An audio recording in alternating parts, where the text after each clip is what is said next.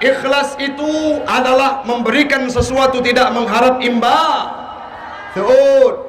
Ikhlas itu memberikan sesuatu tidak mengharap imbal dan ibadah karena Allah. Kawaran pernah sembahyang tarawih pada rakaat nah yang 8 nah yang 20 tanya dua karena ahlu sunnah wal jamaah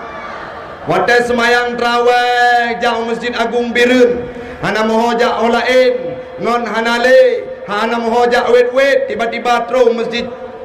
Agung Birun Masjid Agung Jumpa Birun wadah terus kenan kebi pun ingkui mum cukup mepalau tekebi pun si minit Allahu Akbar si minit tebit su makmum itulah sembahyang tarawih malamnya. Olehnya Allah baca ayat baca Fatihah lagi qari buno yang baca ayat pembukaan Bismillahirrahmanirrahim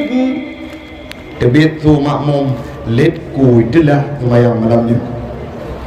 Olehnya Allah baca ayat pun barakaat pun sembahyang tarawih baca ayat surah Al-Baqarah ikut le makmum nyopo le malam dawo hana cara ali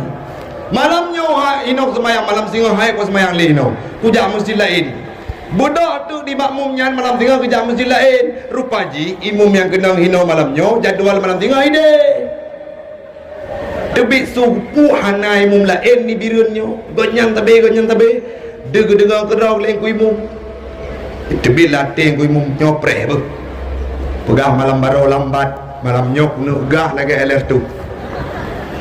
baca Fatihah sabon nafa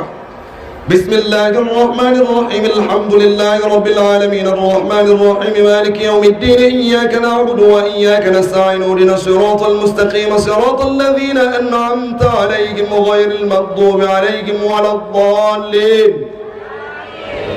sabon ha munafa anu min ilikut cikai preh bere tancap lagi alerto simpati star lanjut bereh kuimu malamnya sembahyang tarawih pola pantia duduk gemita te ayat yang paling tuan dalam Al-Quran podra ada podra Al-Qaw gubeda tu gukun Bismillahirrahmanirrahim inna karena ingat bunuh kaya ayat panjang kajarin gulang ayat tuan inna itampung lian milikut inna lillahi wa inna ilaihi raji'un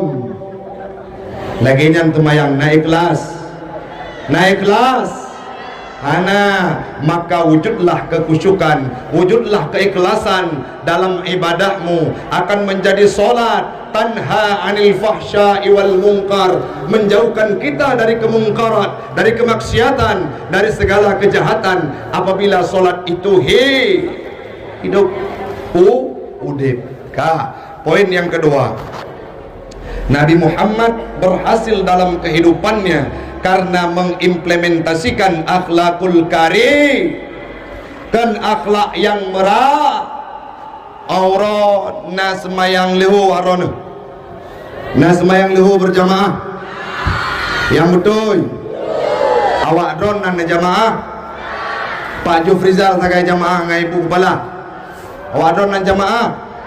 bele alasan lebih ya inong ustaz ya semayang jamaah ilun nuronyo mamnu singa mamnu lam lusa mamnu lam si bulan ketanya lepak palai kula mamnu sampai nyan hanjit tacok ke calon lintu dah baru